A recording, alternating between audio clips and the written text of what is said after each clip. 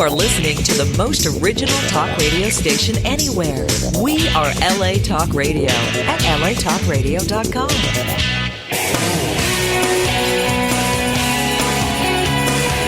You're listening to Peace Fund Radio with Adrian Paul and Ethan Dettenmaier, right here on LA Talk Radio. Tweet, tweet, tweet, bang, bang. That's the digital age we're in, right? Isn't that it? I guess. I don't know. It sounded very prehistoric to me. It was a very large old computer.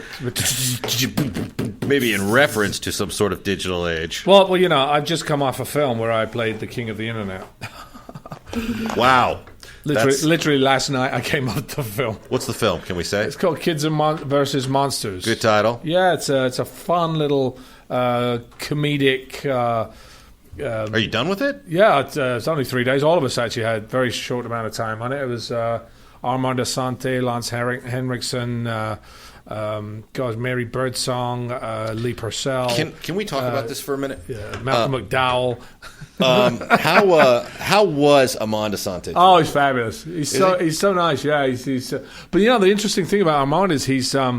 I always thought he was from somewhere else. I mean, he is part Italian, but he's from New York, right? He's from New York, and he talks, you know, and that's how he talks. I always thought a lot of the time he put a lot more on, but you know, he's very smart guy, very nice guy, and made always been one of my favorites. He's not in my favorite movies, but he always is one of my favorite actors. Yeah. He's kind of been in a lot of like sort of off track, somewhat dark movies, except for, you know, he was in 1492 for Ridley Scott, and he was excellent in that. Yeah, that's right. But I always liked him. Good sense of presence, and he can act. He can act. It's interesting when you watch actors and you kind of go, oh, well, they just fell into it. No, they actually spent many years studying. Like he was telling me, you know, that he'd done a lot of that, a lot of time, you know, going to different coaches and classes and schools, and you know, and it took a lot. You know, it takes a long time. But also on stage was Malcolm McDowell, who chewed up the scenery. He was fabulous. Yeah, very funny.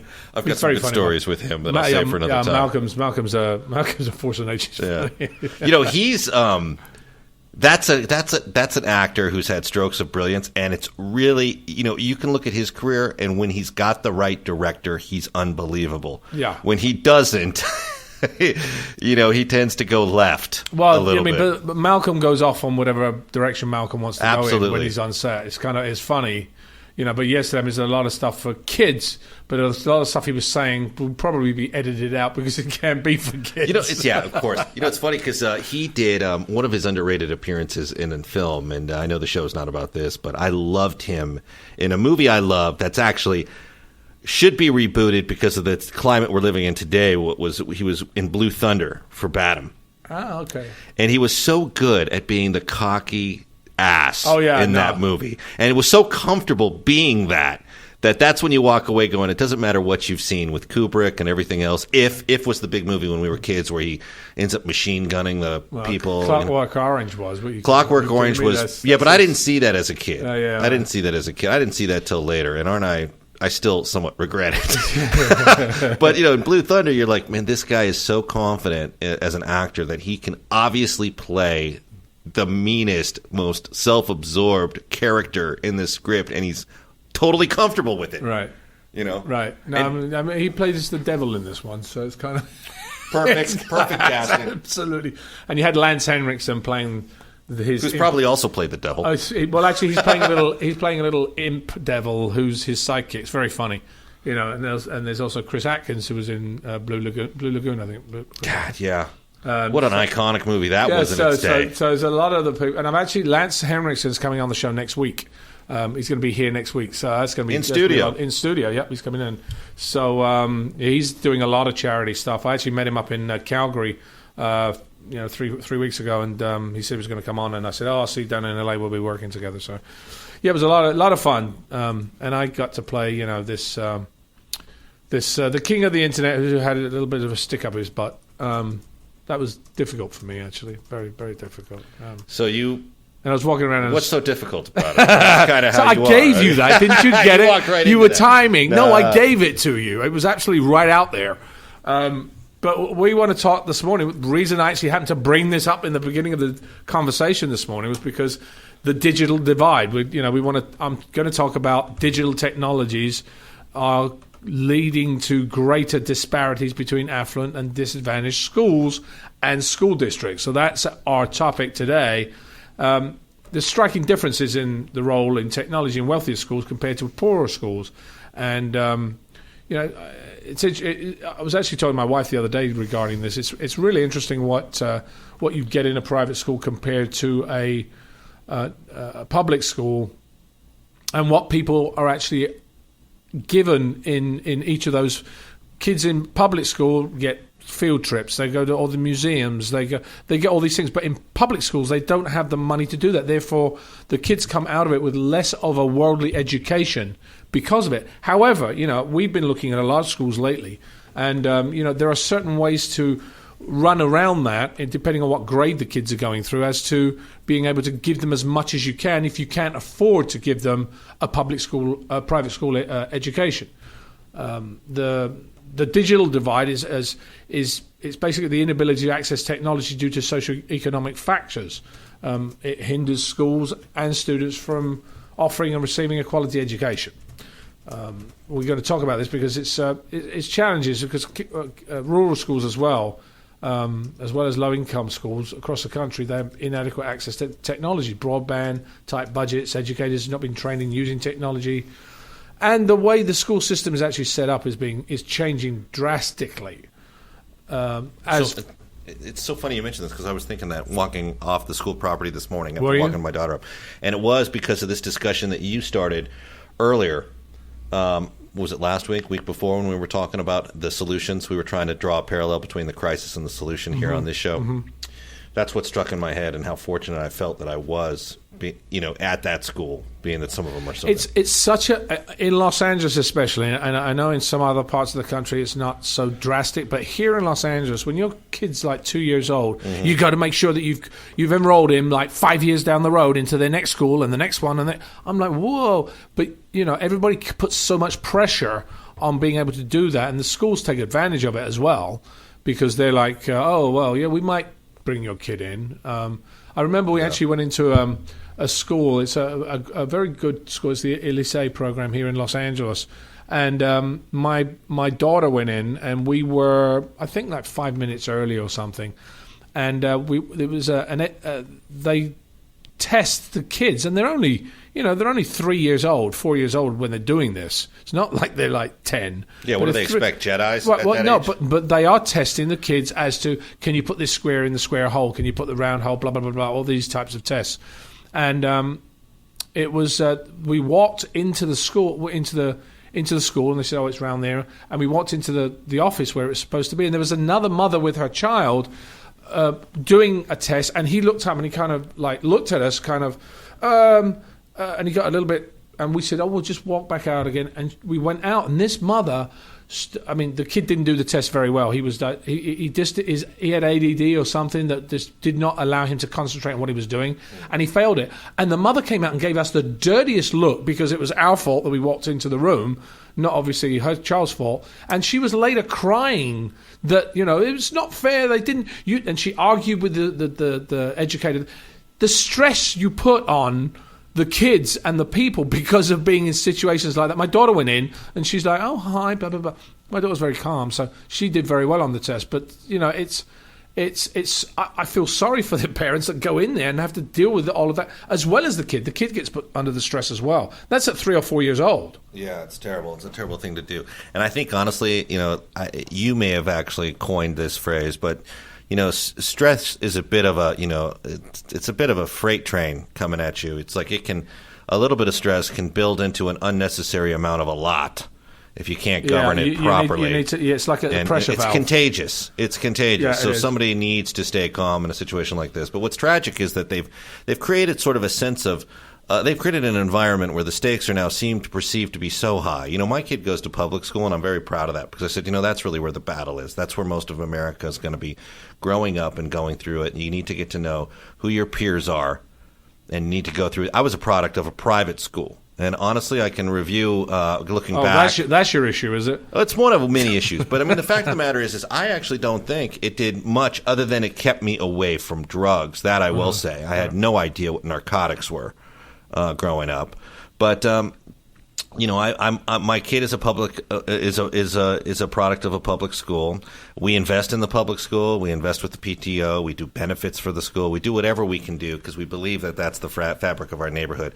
Despite the fact that it's probably not the best educational option, it's the best social option. And if your kid is inclined to learn, which mine is, thank God, she could have actually jumped 2 grades at 2 different times, and she didn't want to do it. She liked being with her friends. She liked what she was doing, and where am I going with all this? I don't know, but I want to step in because there's actually something you said a minute ago, which kind of reminded me of something. How I heard the other day that the schools today are now taking away.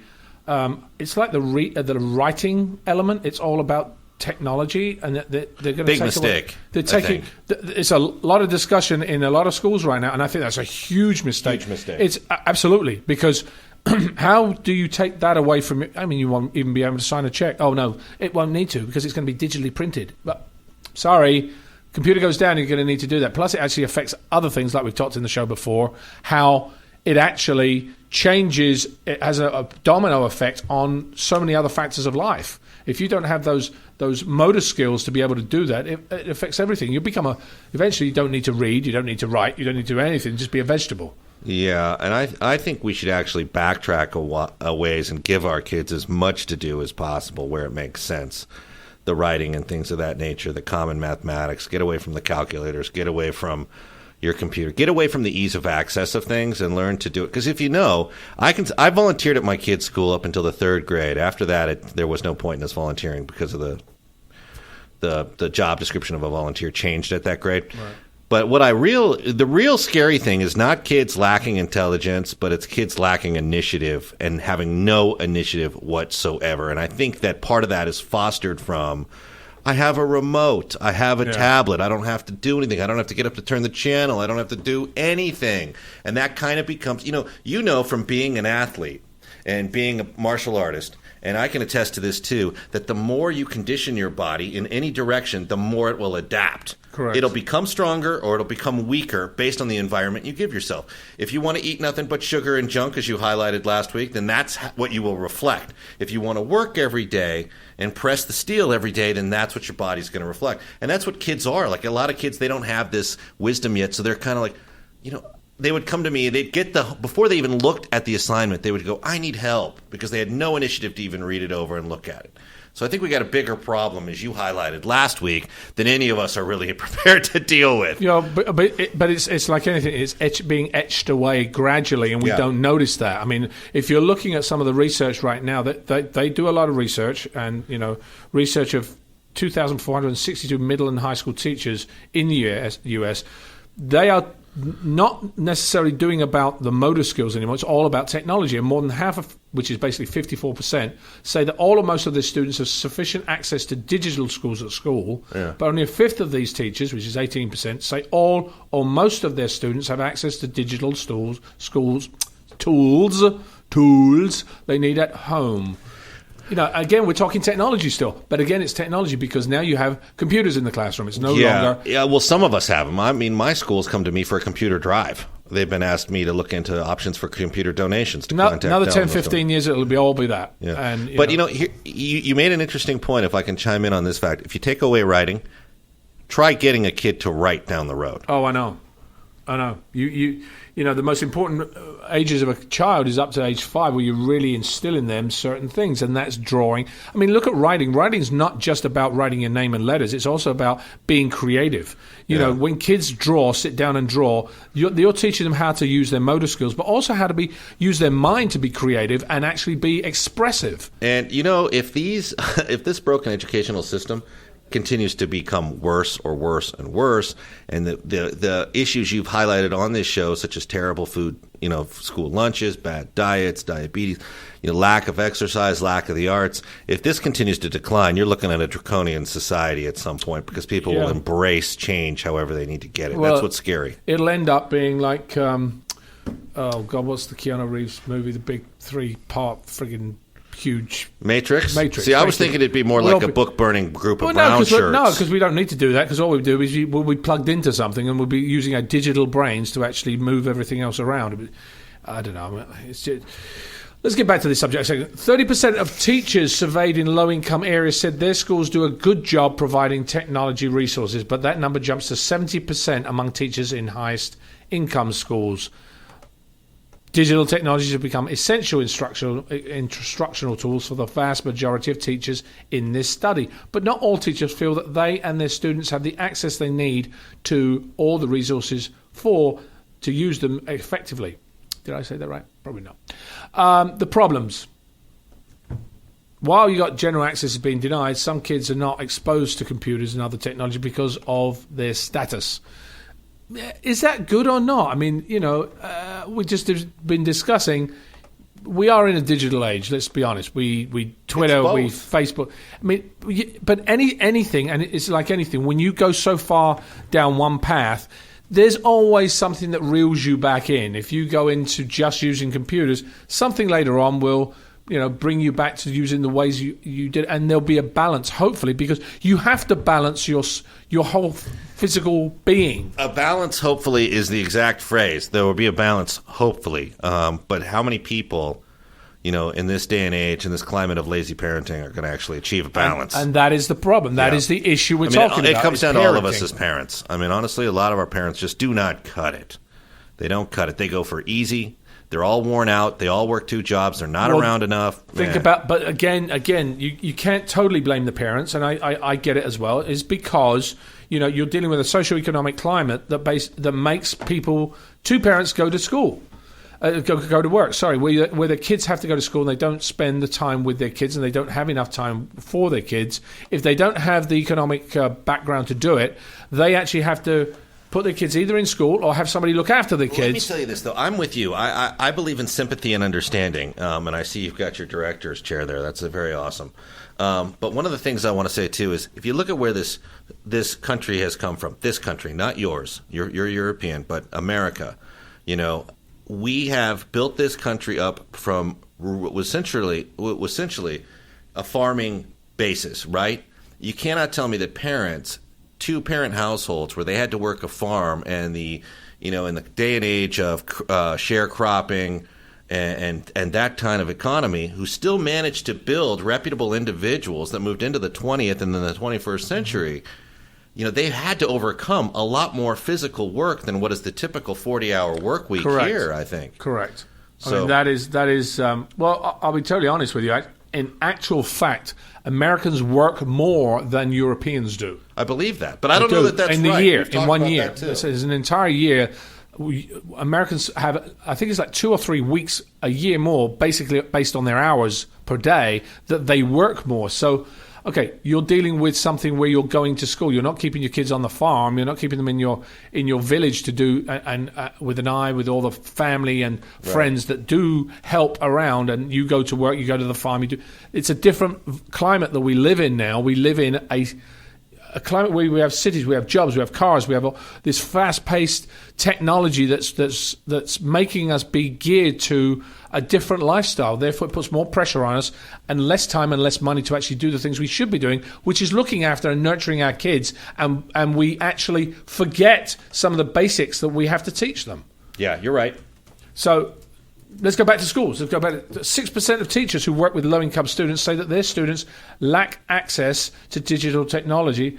It's a major challenge. It's to use quality online resources in their lessons. Findings show that 3% of low-income students have access to internet at home, in contrast to 50% of higher-income students. They actually have more access. Okay. Is it? You want me to wait till you finish? No, go ahead, because I've got lots of different things in here, and we're talking about devices and technology. Having been the king of the internet for the past 3 days. Yes, anyway. You are the king of the internet, and I hate to be rude, but if I don't interrupt, I will forget what I need to ask. But I mean, what exactly are they accessing when they have these computers? What is the purpose they're serving? I understand on the surface that looks like a great thing, computers. But I mean, we didn't have it. We had libraries, and we had initiative. We didn't have anything wondrously pumping information that is sometimes edited and channeled and tailored, pumping right to us. We looked it up. We had to find it. We had to use things like a bibliography. crazy things that no one's heard of today in elementary school. Yeah, How bad was that? Dictionaries. How bad was that? Dictionaries. Although those things, encyclopedias. although those things are online now, and you can get those things online, which actually, give you better access to things. I mean, I know that when I write scripts, that a lot of the time, if I need information, I get to the internet and I get what I want. So, but here's the thing: you and I are in the same business, and if you want to use it as a tool to add efficiency in your workplace for information, that's one thing. Kids, I think, should learn how to use a library. I think they should learn how to read for the information and find the information instead of just typing the information. Right. I really think, and I know this sounds like a minor thing to people, and people think I'm going on the, I'm sounding like a Hitler Youth commandant. But I really believe that kids need to get out there and start to find it on their own before they earn the right to have it served up to them. Personally, yes. Your argument's a little different because you're in a business where, hey, I've got a deadline. I need information in vast amounts of it in minutes. That's different. Well, kids are learning. Here's the absolutely, but they're also learning to be adults, and what they're learning to do is use the tools that they use as children in an adult world to go to school and do that. So, what's the dichotomy here is that. What do you give them? Again, it's a balance. You've got to be able to give them the tools that they will need in society because of how and what we live in right now. But you've also got to give them the other things, the playtime, the drawing, all that stuff. It's a gray area. But even with computers, I mean, are we adding computers for the sake of the arts, for the sake of physical education? Because those are the things we had that were building blocks for us that are being carved out of most schools now. And so it's not that either one of us is right or wrong. It's all a gray area. It's like, where do you find that balance? And what I'm afraid of when you say balance is that most people won't have your level of wisdom to achieve it. Most people, honestly, are overworked, overtaxed, emotionally exhausted, and quite frankly, not inclined to put the effort into being a parent. I see it every day. You do too, I'm sure. I do. It's laughable at school. It's laughable. It's tragically laughable. I mean, most parents don't even get completely dressed to drop their kids off at school and can't even get them there on time. Yeah, it's really kind of like, really? What happened to the standards of the 40s and 50s and 60s where you put yourself together, you made some sort of effort to make a positive impression, and you tried to convey that sort of optimism and positivity throughout your day?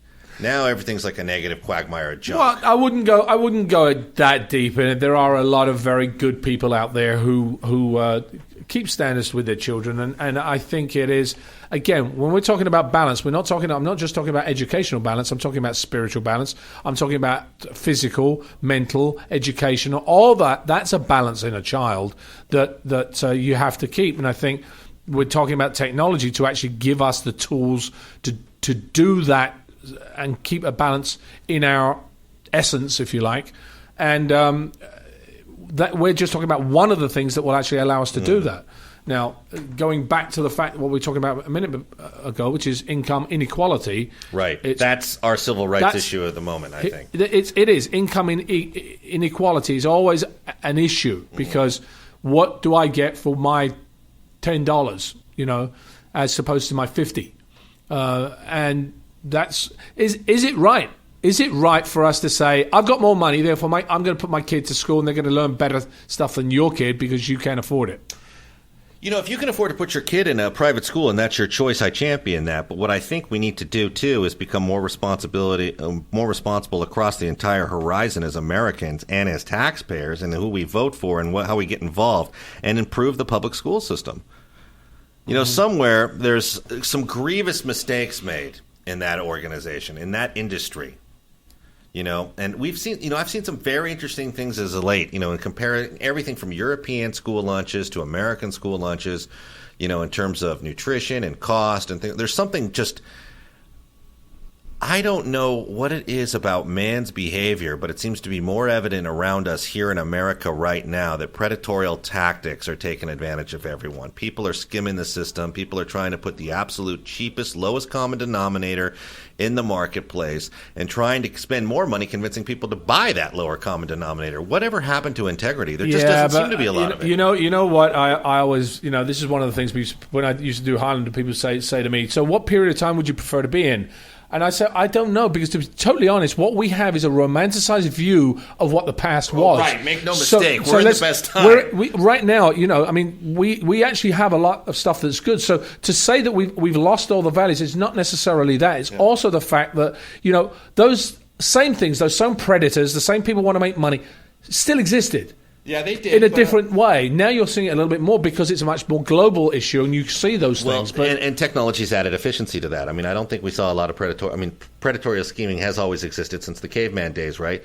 Benedict Arnold was accused of exactly that during the American Revolution before he became a turncoat and joined you guys. So I can tell you that it's always existed. It's always existed, and we've always had to combat it. But I think technology plays into the favor of expediting it to people. So you're right. But I mean, let's be.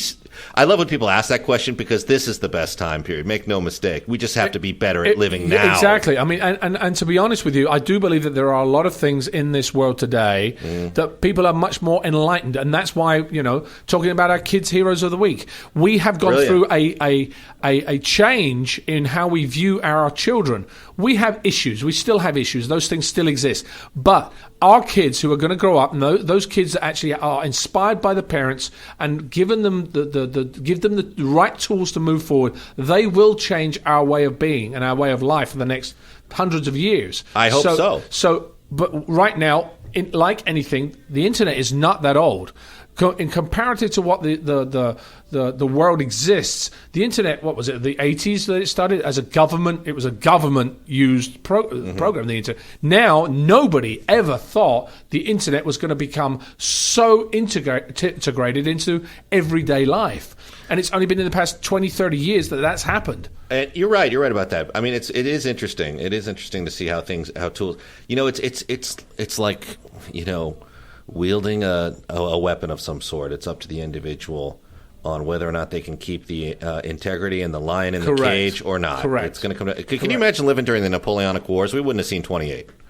We would have been killed, or we would have probably killed several people and then been killed by our mid-20s. It's very possible. It's very possible. Let's bring John Beerley in, since we're talking about. I don't even have him here. Where is John? He doesn't Beerley? have it. Well, okay, let me get him. While you have a look, I'm just going to put a couple of facts out here. I wouldn't join this conversation either. It's fast and furious this morning.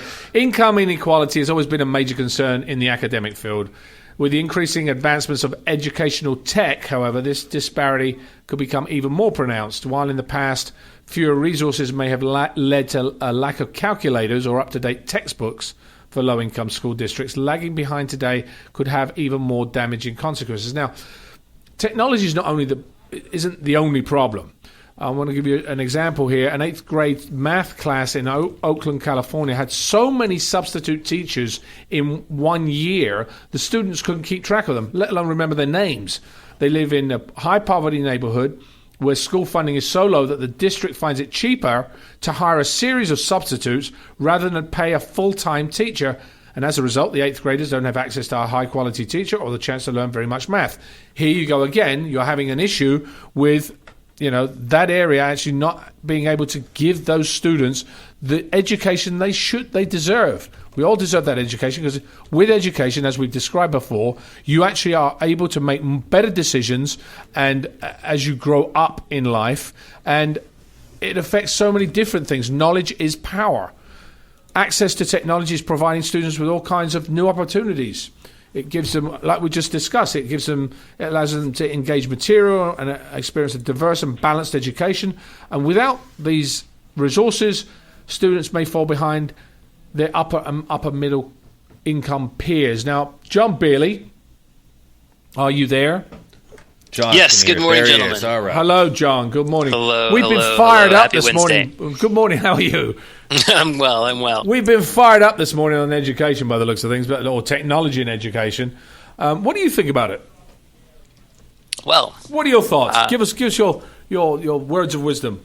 I think technology is amazing. I think that without technology, we wouldn't have Peace Fund Radio. We wouldn't have most of the many of the Heroes of the Week's organizations that have been founded have involved technology in some way. I think technology is wonderful when it is used as a tool. I just don't think it should always be used as a crutch, and I think that's the main thing. with anything really. If it can be used as a tool, that's fantastic. Just don't come to rely on it too much. Don't use it as a crutch. Don't forget the fundamentals behind the things that we're trying to learn. Learn those as well. I'd agree with that. Yeah. That's what I think. That's what we've been saying all morning. Well, let's talk about the way computers are used, because I think that's another thing also.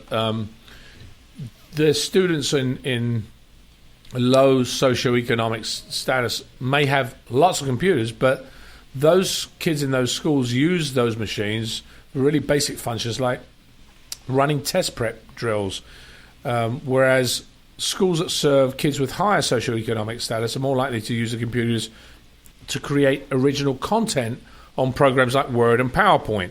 So it does have a plus side when you're actually given those tools to learn. But does it take away from the fact that we talked about earlier, which is, does you actually going physically to go and find the stuff and write the stuff out yourself and create it yourself, is it different? Does it change a kid's perspective in Can the way I answer they do that? life? Can I Yeah, answer that please. before John chimes in? I believe it does change the perspective, and it also shows initiative. It teaches initiative.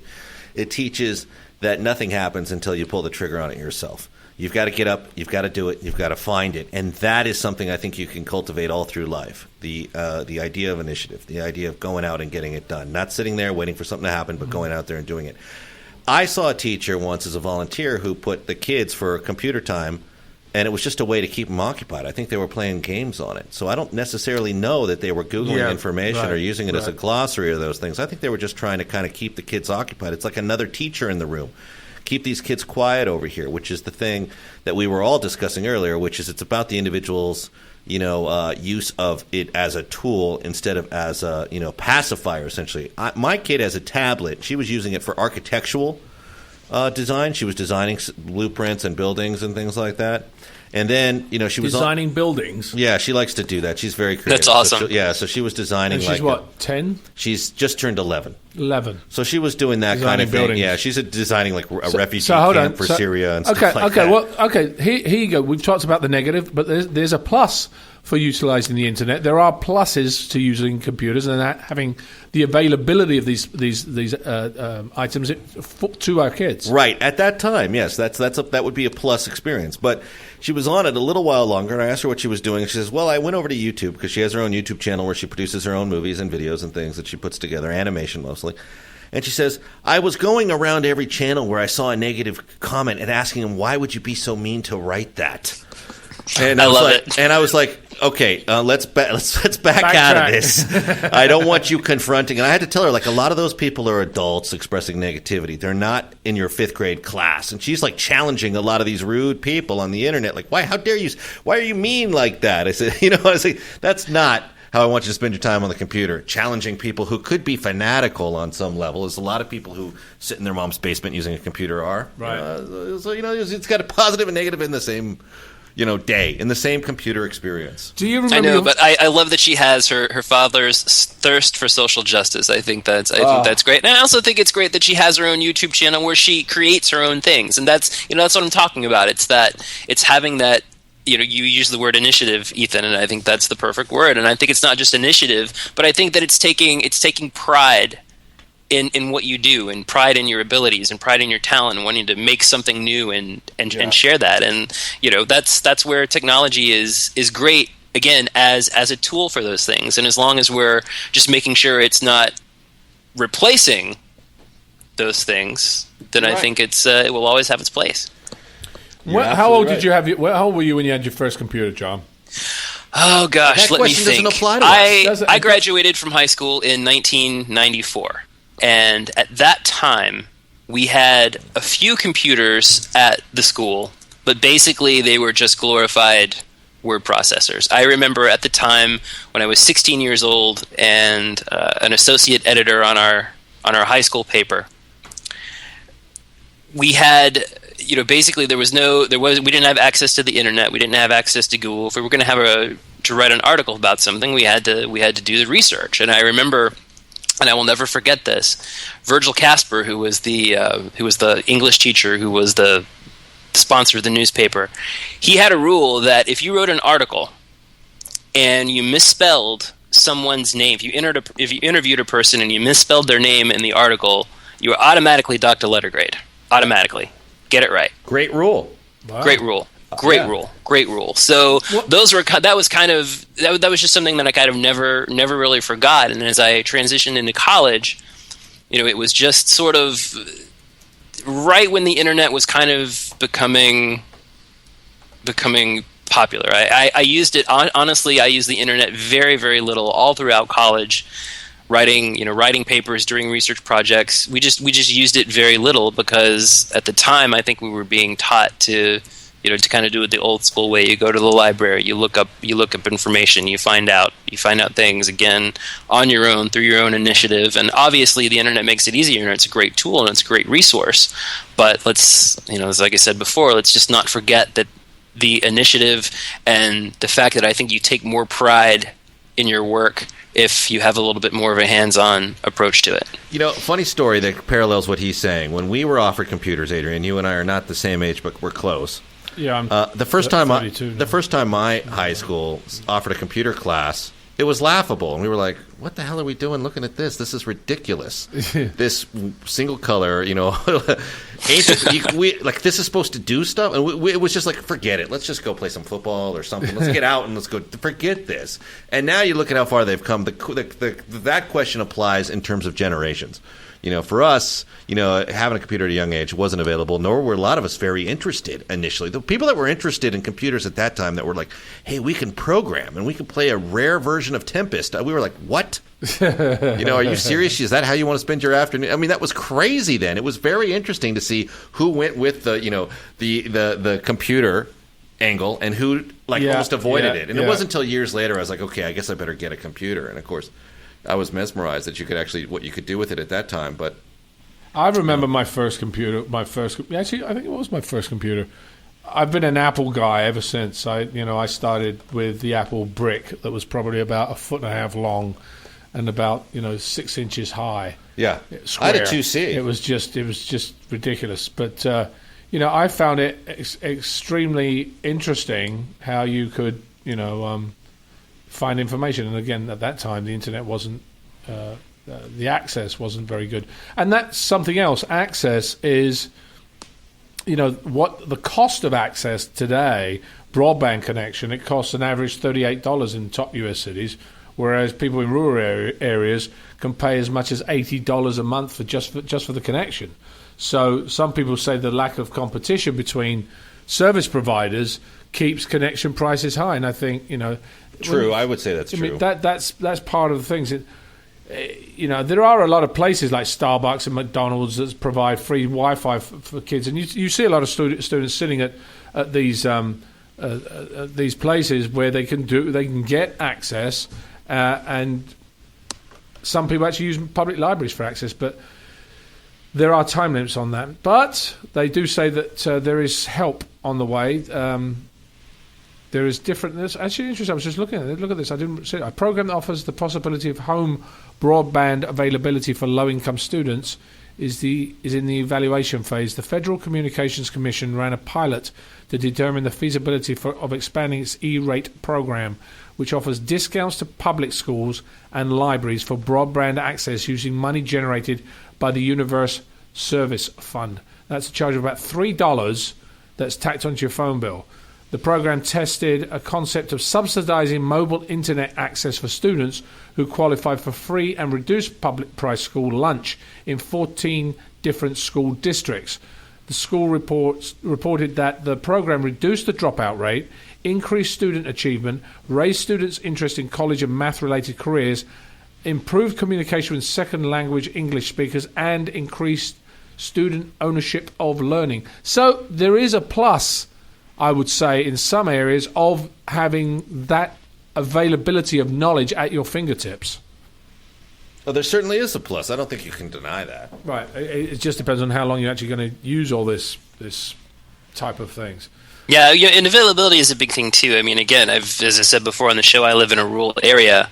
We just recently got high-speed internet, and it's not very good. It's high speed in the loosest loosest translation of that term. And it goes in and out a lot. And there are people who live in our area who can't even get it. In other words, we don't even run the DSL lines out that far. You can't even get it. It's so funny though, because I mean, I know when I go out. I mean, I was working yesterday and getting.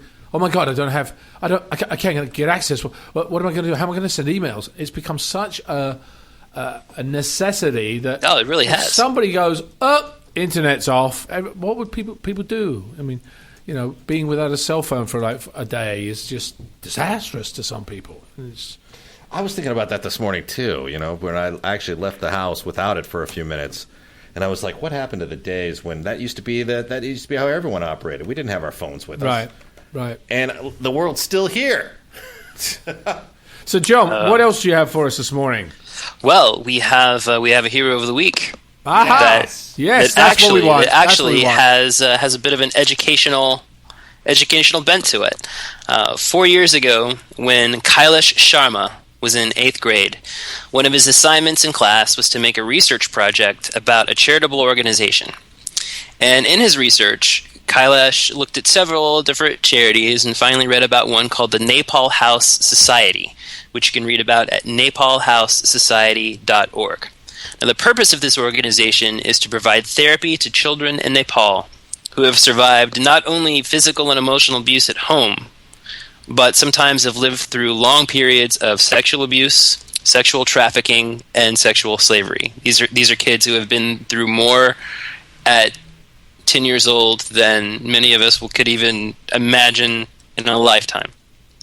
Now, as an 8th grader with 2 sisters of his own, Kylesh just could not believe that this was even possible, that children could have to undergo such terror, such horror. So he turned his outrage into action, as many of our heroes of the week do. And his family was so supportive that they allowed him to be homeschooled for a year so that he could have more time to single-handedly found a United States chapter of the Nepal House Society, founded it all on his own.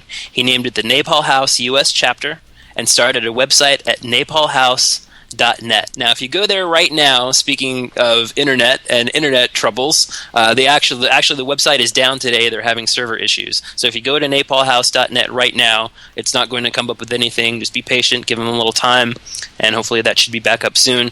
You can also find him online on Twitter and Facebook at Nepal House US. Now, because of the funds and awareness that Kylesh was able to raise, he was able to help the Nepal House Society organize their programs and therapies that had started in one playroom in one village in Nepal into a school for girls that opened in May of 2011. And as with all of our favorite organizations here at the Peace Fund, Kylesh's goal wasn't just to give these girls assistance, but to also give them the skills that they would need to build their own lives and inspire their peers to do the same. Over the years, more than 500 girls have been helped by the Nepal House Society, and they currently have 25 girls enrolled in the school. Now, Kylesh believes in keeping the class sizes small. They actually have a waiting list at the moment because he wants to make sure that these girls receive individual attention because, again, these are girls who have survived physical and emotional abuse, sexual slavery, just unbelievable stuff. The teachers learn how to work with traumatized children, and they've recently added workshops where the mothers of the girls can learn more about what the girls are going through and how to continue the lessons in therapy at home. The school is a safe haven for these girls. It provides psychological, therapeutic, and educational support and a warm meal in an environment that is specifically tailored to help them develop happy and healthy lives for themselves. And I think that's what's really important because Kylesh is just one young man. He's 18 years old now. He's been doing this since he was 14.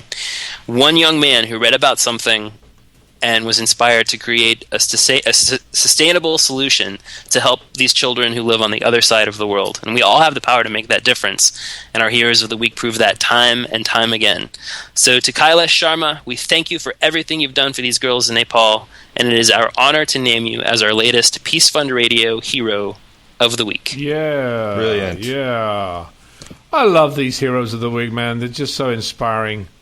It's amazing. It's amazing. And again, we briefly spoke about the situation in Nigeria right now where over 200 schoolgirls were kidnapped and are still being held captive by the Boko Haram organization. And many of our heroes of the week on their websites, on their Twitters, I've noticed Vivian Har, Lulu Cerrone from Lemonade Warriors, are out there every day just trying to get awareness raised for this issue, trying to get a solution going, while the governments, meanwhile, are still, we don't know what to do. It's gone on for a month. Because and, it becomes political, John.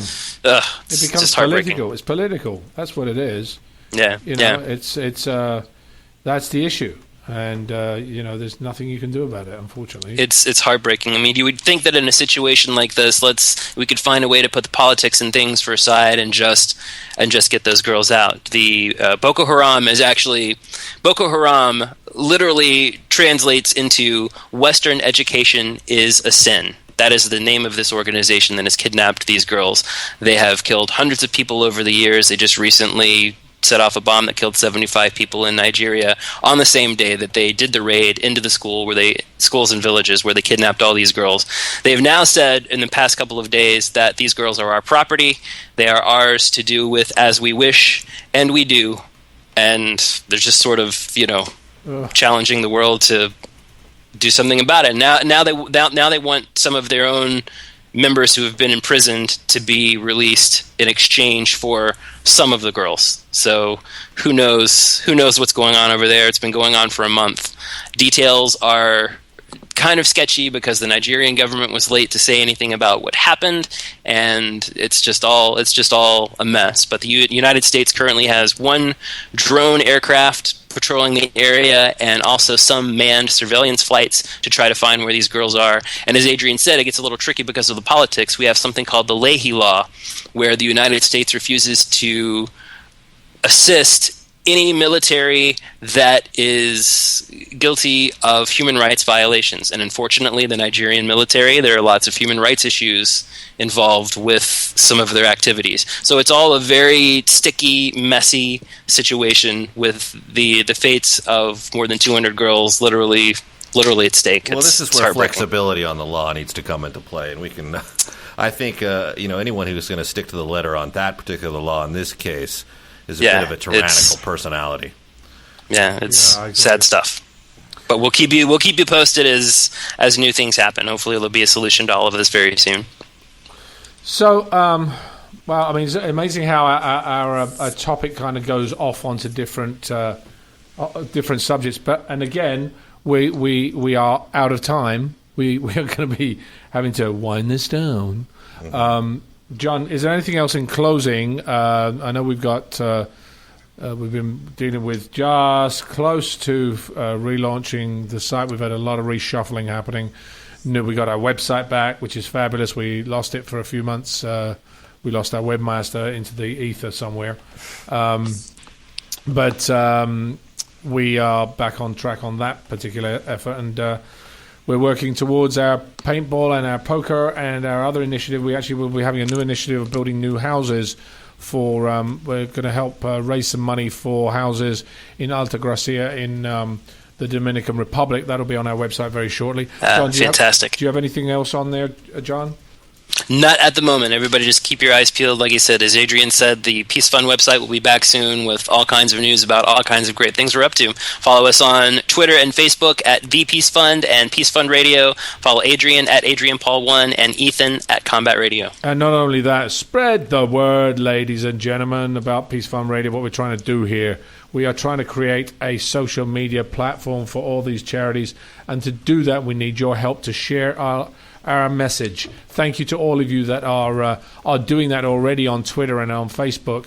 And John, thank you for bringing us this stuff this morning. Just a quick note. Thank you, guys. Organizations making a difference in the technology world. Donors Choose, www.donorschoose.org.